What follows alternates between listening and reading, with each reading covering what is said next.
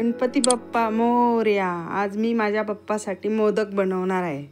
चला तर पहिल्या नारळाचा किस करून घेऊ मिक्सर मध्ये आणि गुळ पण घेऊया, गुळाला पण खिसून घेऊ। पॅन मध्ये 1 चमचा तूप टाकायचं, वल्ला नारळ टाकायचा, त्याला भाजून घ्यायचं, छानसं लाल भाजून घ्यायचं आणि थोडं कमी पडलं तर अजून तूप सोडायचं आणि अजून त्याला भाजून घ्यायचं, मस्त लाल भाजून घ्यायचं। सतत हलवत राहायचं, हात नाही थांबू द्यायचा, ते म्हणजे चिटकणार नाही खाली, त्याला हलवतच राहायचं। मग हलवलं की चांगलं लाल झालं की गूळ टाकायचं, गूळ टाकल्यावर पण सतत हलवत राहायचं, पाणी सुटतं गुळाचं, काय नाही, छान बनतं। मग सारण मस्त बनतं, भारी छान वाटतं, हलवत राहायचं। मग कळतं आपल्याला बनल्यावर, सुट्टं सुट्टं होतं ना, मग आपल्याला लगेच समजतं।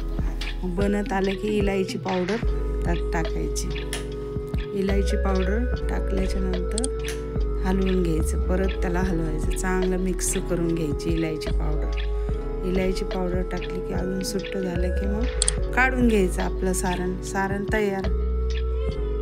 सारण आपलं तयार झालं। आता पिठाला गरम पाणी केलेलं आहे, 1 मीठ टाकायचं त्याच्यामध्ये स्वादानुसार आणि पीठ सोडायचं, हळूहळू सोडायचं पीठ आणि हलवून घ्यायचं, छानसं हलवायचं पिठाला पण, मस्त हलवून घ्यायचं पाण्यामध्ये, गाठी नाहीत बनत, त्याच्या गाठी करून नंतर आपण हाताने पण फोडू शकतो, पण त्या पाण्यामध्ये चांगलं मिक्स करून घ्यायचं आणि 5 मिनिटासाठी झाकून ठेवायचं। चला आपलं पीठ झालंय का बघूया आपण, आणि खाली थाळीमध्ये काढून घ्यायचं, गरम असतं म्हणून ग्लासाने हे करून घ्यायचं। बघा मी असं मळून घेतलंय, छानसं मऊ, मी तुम्हाला दाखवते बघा, असंच मळून घ्यायचं।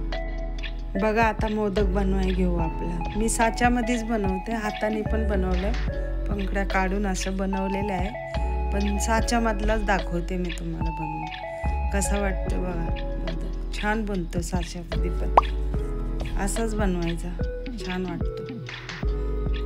आता सारण भरते बघा, माझा मोदक साच्यामधला किती छान बनला। आता चाळणीला तेल लावून घेऊ, ह्या हाताने बनवले, ते साच्यामध्ये बनवले। आता पाणी बी गरम केलंय, आता चाळणी त्याच्यावर ठेवू आणि मोदक ठेवून देऊ त्याच्यावर, आणि त्याच्यावर एक चांगली अशी झाकल अशी वाटी ठेवायची। बघा आपले मोदक छान छान झाले तयार, बघू शकतात तुम्ही किती छान वाटतं। त्याच्यावर तूप सोडायचं, तुम्ही केसर पण टाकू शकतात, मी तूप टाकले। माझ्या व्हिडिओला लाईक करा आणि मला कमेंटमध्ये सांगा। बाय।